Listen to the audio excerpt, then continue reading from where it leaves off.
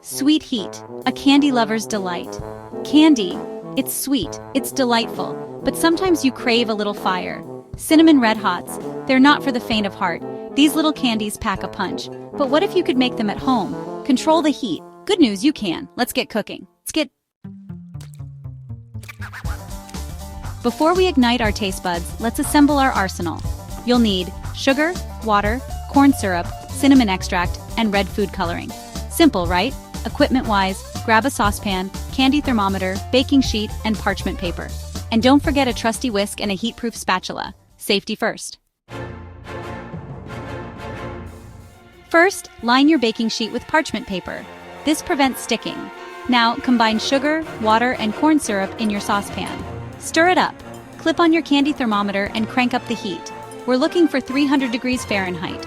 Once it reaches 300 degrees Fahrenheit, remove from heat. Carefully stir in your cinnamon extract and food coloring.